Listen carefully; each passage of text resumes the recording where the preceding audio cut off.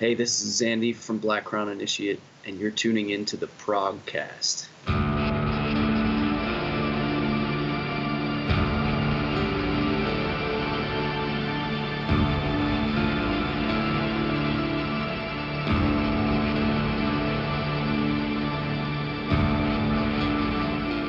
Welcome back to the Progcast. I'm your host, Dario, and this is episode 68. And I'm really happy to have Andy Thomas from Black Crown Initiate here on Skype, all the way from Arizona.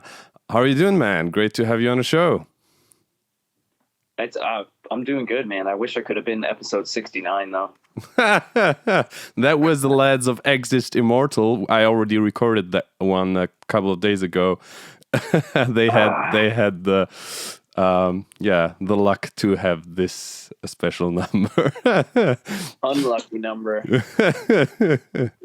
Anyway, I'm doing good, man. How are you? Great lads, and great music coming out from them as well. I'm good, thanks. It's a little bit warm, but that's what summer is.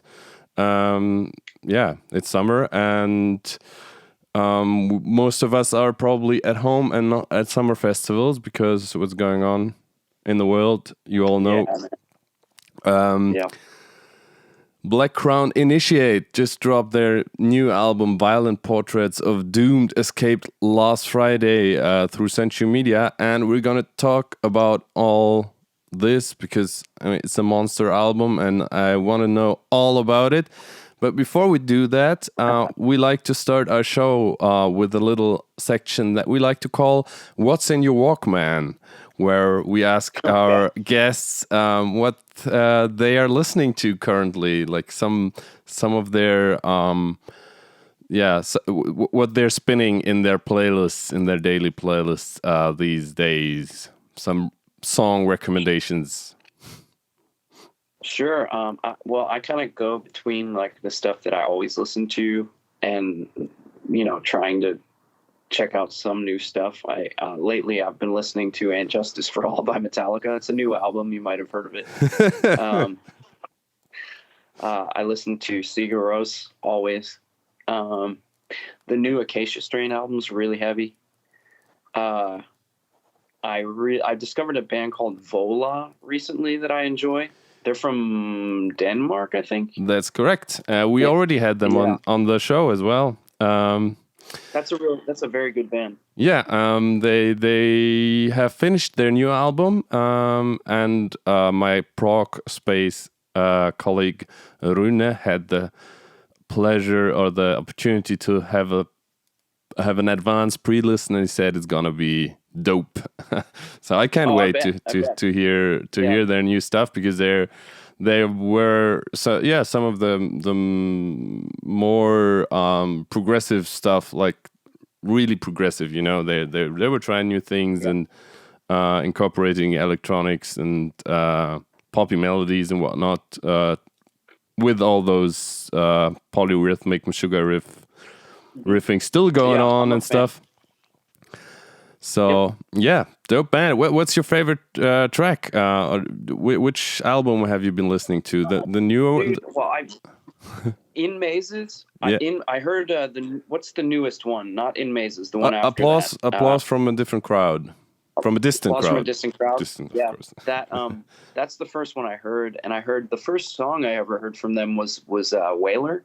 Yeah. And I was like, holy shit, this is really cool. And then, you listen to that whole album and every track's really different. It's very good. Absolutely. And then I went back and I listened to In Mazes, which is more, I guess, Meshuggah influenced, really. Yeah, absolutely. But the song In Mazes, the last track on that album, is beautiful. Yeah, it's a nice 10 minutes really like mini epic. I like that band a lot. I would love to play some shows with them in Europe or something. That would be great. Yeah, cool. I think I can hook you up with them. Make it happen. We really enjoy them. Yeah, that's great. That and I recently I slept on it, I guess. But the latest TesseracT is really cool. Yeah, it's. I never really listened to them that heavily. I mean, I always respected them, obviously, because they're like a at this point they're like an institution, really. But I never really got into them, and then I checked out their latest one, and it's incredible. The songs are great, the vocals are great, the production's great. It's that band's real good. They really perfected their style. Big time. And yeah, we're also expecting new material from them this year. Daniel, their singer, he has been on Twitch a lot and streaming a lot of like gaming, but also vocal sing-throughs and all that. And also teasing a lot of new material. It is very well known that they have a lot of material waiting to get released. The fans are waiting for it. It'll be great.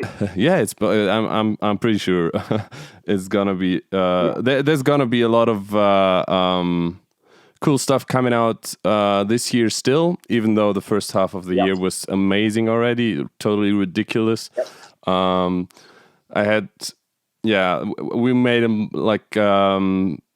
mid-year roundup, and there was already so many albums we just had to mention. There's a lot of, and I think as this goes on, whatever happens with the state of the world, I think there's a lot of negatives, but I guess one of the positives would be there's probably going to be a lot of really good music that comes of it. Because a lot of bands are just at home. They're just at home. Mm-hmm. I know that we're already starting to put ideas together for another album. So it's just great. You might as well, right? Yeah. Speaking of albums that are coming soon, I also will add some shout outs to the playlist as always. Mm-hmm. And first and foremost, I want to give a shout out to your label mates of Oceans of Slumber. I can't wait to hear their new album. Their singles were dope, as was the cover of Strange Fruit. I already plugged it here at the Progcast, but I want I will include it again. The Strange Fruit cover. I still think they should do it, put it as a bonus track on the album. Anyway, that's their decision. And the latest single with what's the name of the guy? The singer of Antimatter. I don't know. I'm not familiar. I hadn't heard the newest one from them. They've always been a very they're a very good band, and they've been very supportive of us. So I don't know if that I've ever met any of them in person, but I would like to. For sure. It will also would also be a nice fit touring wise, I would say. Oh, definitely. Yeah, for sure. So yeah, the last single was called "The Colors of Grace," and it's a duet of Cami with. Oh shit! What's his name? that guy from Antimatter. Amazing. I don't know. Amazing singer. Should I check them out? Yeah, it's more. Anathema, dark, atmospheric rock offshoot. Okay. There's some Anathema. I think he played in Anathema at one point, long ago or something. So he's got an amazing voice. He also was singing on Gleb Kolyadin's solo album a song I really really liked. Amazing voice, and the duet with Cami is just brilliant. So I'm gonna put these two songs into the playlist, as well as there was something else I wanted to give a shout out to, and that was a band called Zombi, without the E at the end. I've heard of them, but I'm not familiar with them. My good friend Rune, he played them at his Prog Files monthly radio show, and they're basically a duo, and they a drummer and the other guy is doing bass and synth. And that was a really cool track. They have a new album out. I think the album was called 2020 as the year, and the song that Rune played is called Mountain Ranges, and I really like that song. It's obviously very not really metal, but more synthy and drum and bass synth. Okay. That was really groovy. Those are my shout outs for the playlist, and I'm gonna ask you at the end, like once we finish recording, to give me a playlist of your best of Black Round Initiate. So we're gonna fill up the playlist with BCI, of course, as well. Okay. Well, right now, let's talk about the album and the band. Let's do it. You guys have been around for a while now, I think since 2013. Violent Portraits of Doomed Escaped is your third full-length album, as far as I know. And it is the follow-up to the highly acclaimed Selves We Cannot Forgive from 2016, and I actually discovered you guys with that album in 2016, and it was a kind of pivotal moment in my music history. Like 2016 was the first year where I had several extreme albums with a lot of growling vocals and screaming vocals that ended up being my favorites of the year. That was like a breakthrough, because before it was like, the occasional Opeth and stuff. You were really into it. Yeah. So that came out in the right moment. A lot of great stuff. My album of the year was Hypnosis, Shores of an Abstract Line, and you guys were one of those 5-6 bands that kind of opened this more extreme style for me. But 2016 is 4 years ago. Was 4 years ago now. 4 years have passed. You guys have been touring a lot, I guess, and now you're finally back with a new album. We actually really didn't tour that much. You didn't? We did 2 tours on Selves. We did one US. No, we did 3 U.S. tours on Selves. 2 U.S. tours and 1 European tour. We did 3 tours on Selves. And then we kind of went into like a hiatus in late 2016. And it was kind of very uncertain whether or not the band was even going to continue. Ah, okay. And we had, so Nick and I, our bass player, he and I have written most of the music throughout the band's history. Just started writing again, but we didn't even know really what for. And, here we are today, luckily. Yeah, absolutely. Our reviewer, Bob, gave you a perfect 5 out of 5, and I cannot disagree with him at all. He gave us a 5 out of 5. Yes. That's cool. Thanks, Bob. So I think there was now that you said that you went on kind of a hiatus and then just started writing again, but not really not being really sure if it was gonna be for Black Crown Initiate or for what kind of project. That sounds like Sure. the history of the last 2 albums, how they came about, how they were written and produced and recorded, were probably quite different. Well, the only thing that was really different was sort of, I guess you would say, the intention behind the 2 albums, because with Selves, we were signed, and we had, a deadline for a label, and that's a very different feeling when you write, as opposed to, well, we're just writing and we have no deadlines, we have no label, we have nothing, we're just writing very much with the intent of enjoying the writing process, really, which is something that I would say we haven't really done since our EP, because it actually felt very similar. The 2 is just, to put it simply, writing for the sake of writing, instead of like, well, we have to put an album out in September, we have to record it in December, whatever. And there was none of that. So, by the time we got signed to Century Media and went into the studio, we had the album done, essentially. So when you one other thing that I noticed was that you put out actually 5 singles leading up to the album. When you put out Years in Frigid Light last year as a first single, you were already signed to Century Media, I see now, right? And well, the thing about people, a lot of people are commenting on the amount of singles that we've put out because there are only 9 songs on the album. But Years in Frigid Light, to me, doesn't really count as a single because what we put out at the time was essentially a glorified demo.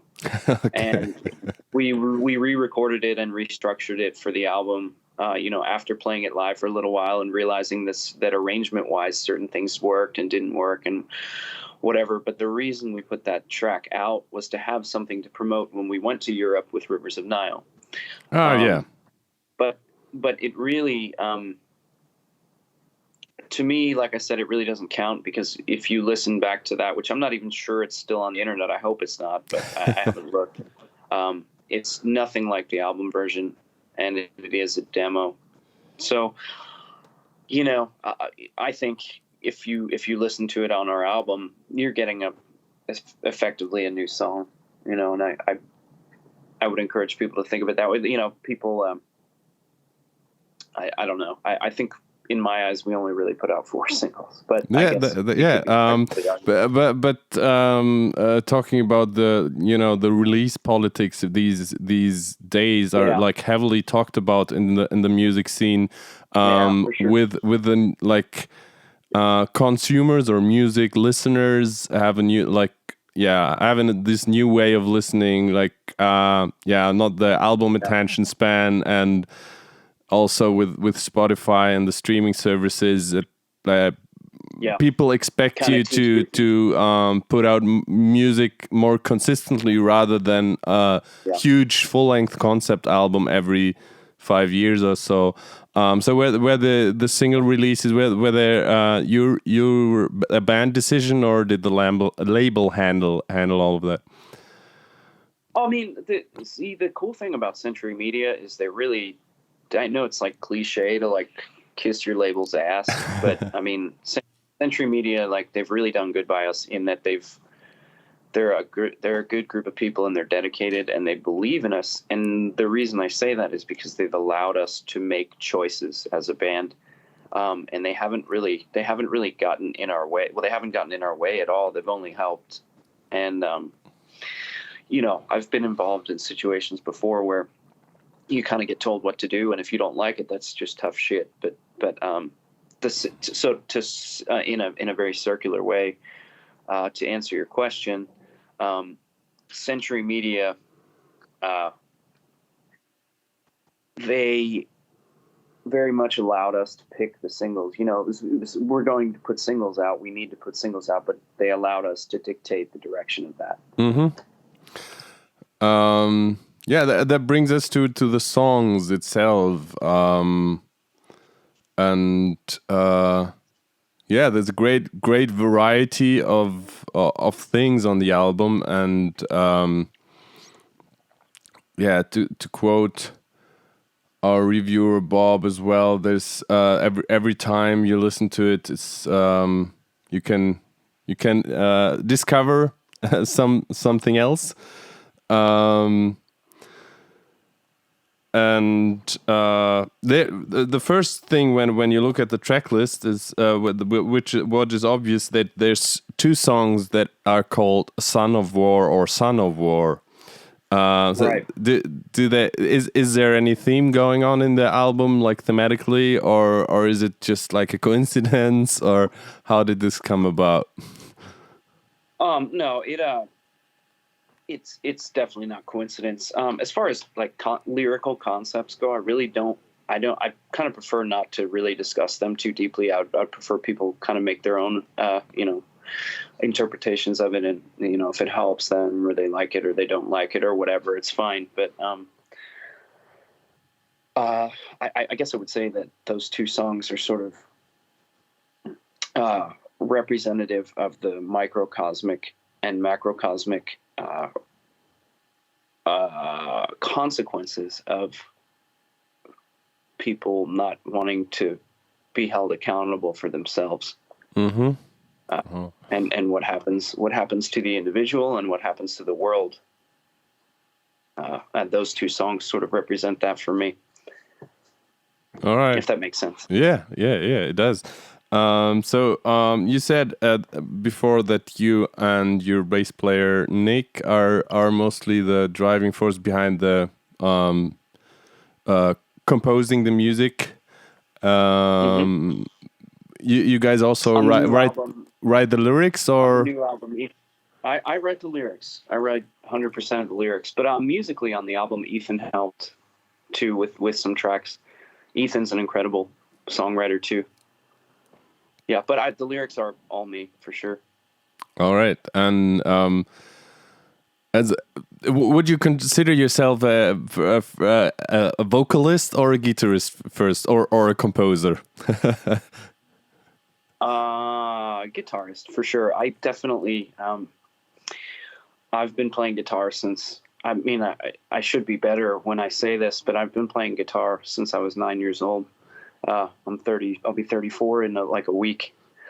So I consider myself a guitarist first. I actually didn't start singing until this band, to sing for this band. Wow. So that's been I've had to work pretty hard on that, and I still do. But yeah, I consider myself a guitarist first, for sure. But you are also the clean vocalist for Black Crown Initiate, and of course, so when you write the music, is it easier for you to write the vocal lines and lyrics for yourself, or with your growler James in mind? Like how do you?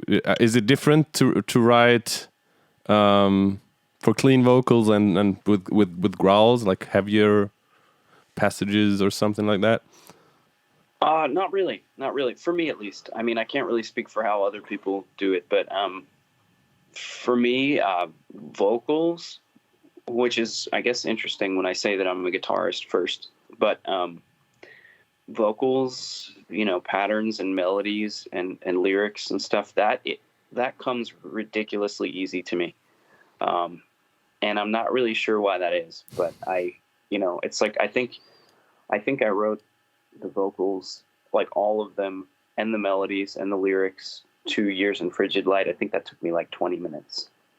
Oh, wow. So, I mean, it just sort of, I think I have like an emotional Rolodex that I keep in my head of, excuse me, of things that, I keep an emotional Rolodex of things that suck.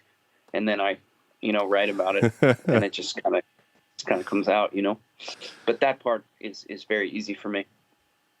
Yeah, wow, that's amazing, because I think especially the clean vocal melodies is a great part of what makes Black Crown Initiate stand out, and also your delivery of them, Thanks, man. Well, that's my favorite part. Like, that's my favorite part of our music. So, maybe that's why it comes easily, because I just I love vocal melodies. I love hooks. Like, that's my favorite thing about music. Like, in general, that's my favorite thing. Yeah, that's great, and it shines through absolutely. On the other hand, there's like this weird interlude song thingy called Bellow. Who's doing the throat singing? That's James. He okay. Yeah, that's been a pretty controversial track.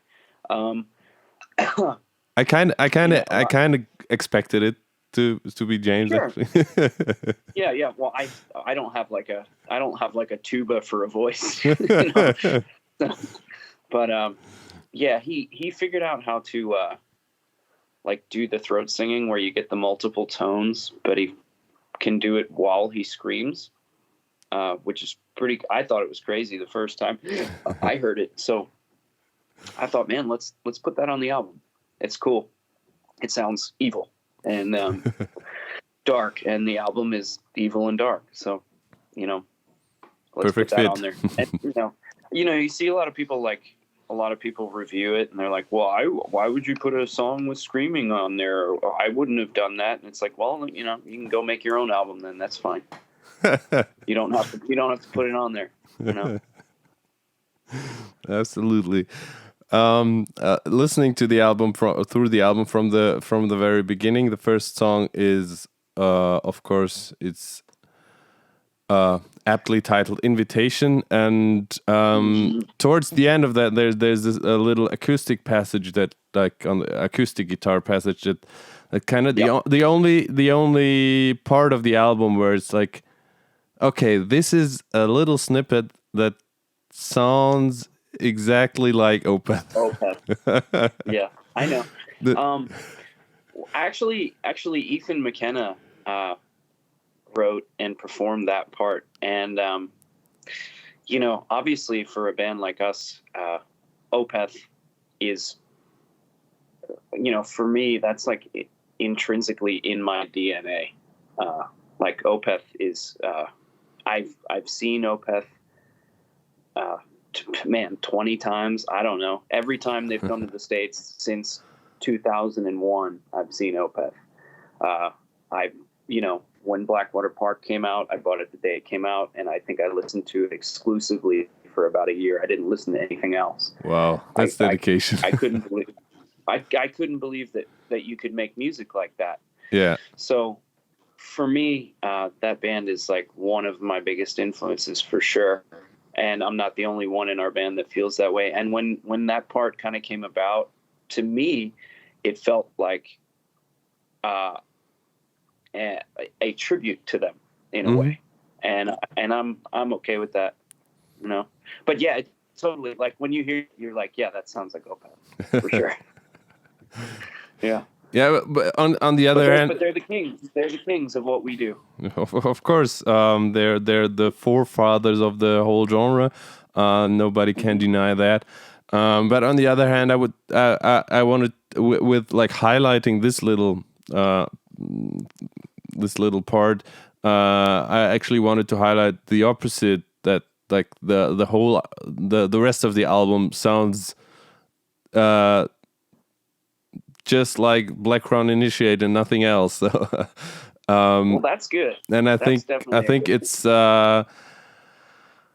quite an achievement for maybe in years not so relatively young band, but in releases, it is just your third full length album. Yeah. To have like such a clear and distinctive blueprint, and not blueprint or footprint, or how do you want to say it? Like this is your sound, and it's instantly recognizable and all that. So that's the highest compliment you could pay someone is to say that. So I really appreciate that.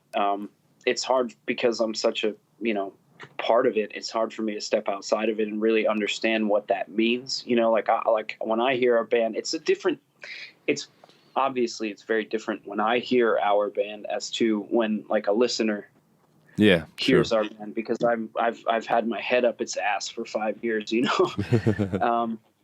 but for you to say that we have our own sound, I mean, that's about as good as it gets compliment wise for me, because that's really all you hope for. At least that's all I hope for. I mean, to be honest, I haven't listened to you guys that much in the last years since Selves We Cannot Forgive.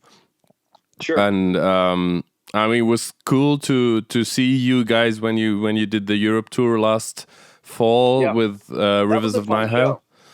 I remember that show. Yeah, unfortunately, the sound of your sound was not that good, but it was still fun. Yeah, that happens. And I'm really looking forward to and hopefully I'm gonna be able to see you guys again. Actually, I hope so. I had my I didn't have my flights booked. I had my flights booked for the Novena release show, but I was determined to go to the UK Tech Fest this year finally. Oh man, yeah, dude, we were supposed to all that stuff has come and gone now. It's really weird sensation this whole year because we were supposed to play around July 4th for that. Yeah. But yeah, it's sort of all just kind of passed. Just all passed, and I haven't really even paid it any mind. Yeah, you just start getting busy with other things to occupy your mind with, right? Yeah. I mean, it's just been sort of just trying to play as much music as I can, practice guitar, and write music. But it's a strange sensation to think, oh well, I would be in Great Britain right now, and I can't. I mean, it's weird. It's a very weird time, and I hope things get better. But who knows, man? Yeah. Speaking of which, I mean, you're obviously you're eager to get out there and play again, especially with a new album out now. And regarding that, just when I opened the Facebook page of Black Crown Initiate before I went on to Skype with you, I discovered that Nick set up the fundraiser for you to buy a camper profile thingy. Yeah. And looking at that, it's like he created it 22 hours ago, and 50% is already reached. Yeah, that's pretty cool. Like, it's, my birthday's in a week, and he and I had always kind of joked about how I should get a Kemper, and I'm like, well, Kempers are really expensive. That's an expensive piece of gear right there. And I woke up today, and there's a fundraiser with a picture of me with butterfly wings. So it's very nice, and I appreciate that. It's cool.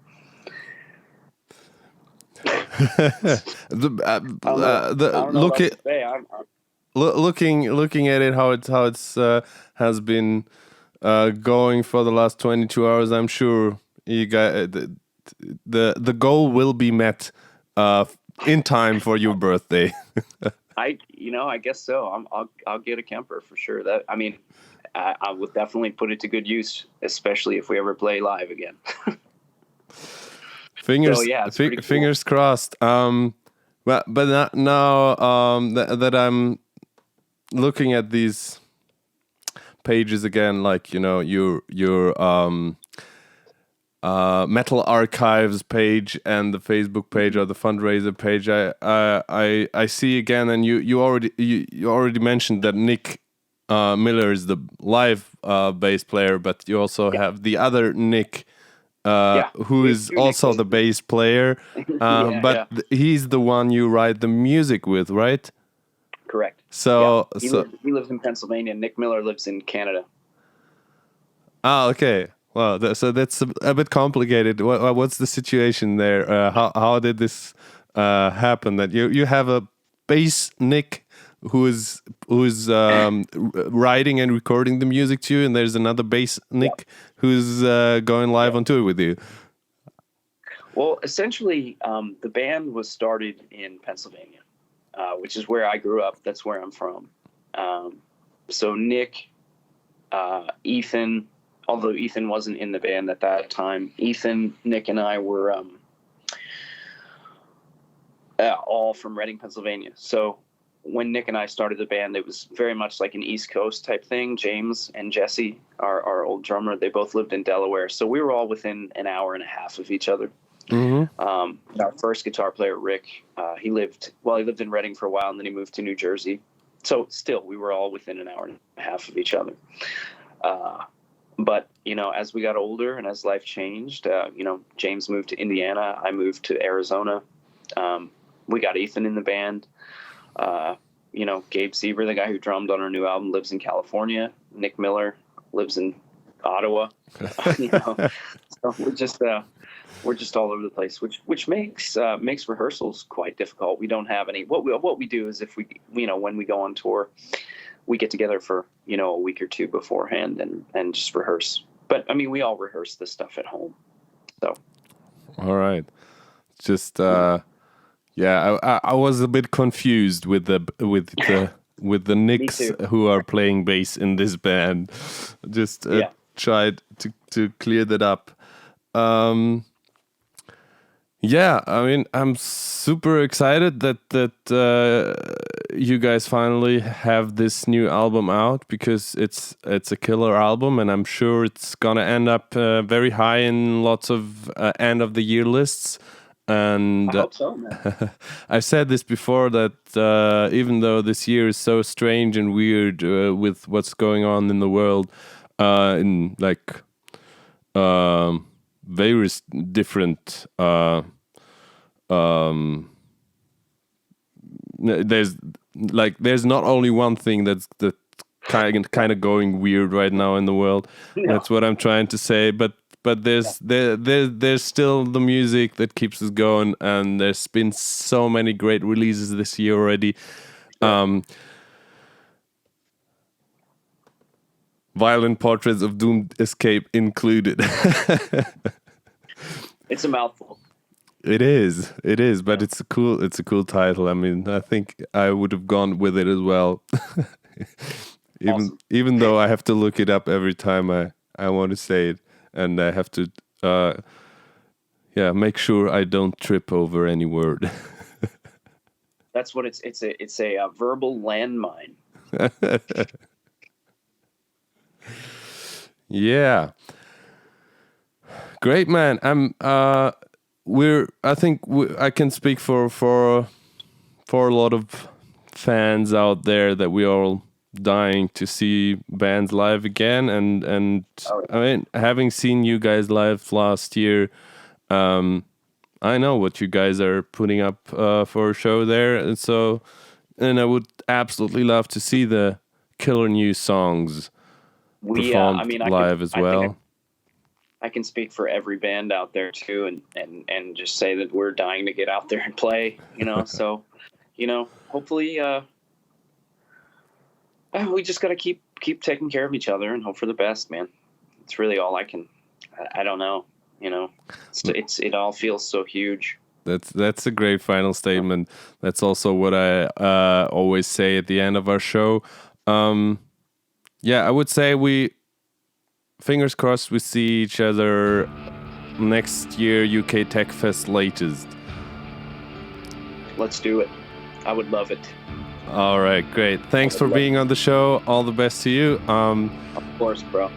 And thanks to you guys for listening. As always, take care of yourselves, take care of each other, and don't forget to listen to great music. Yes, all that.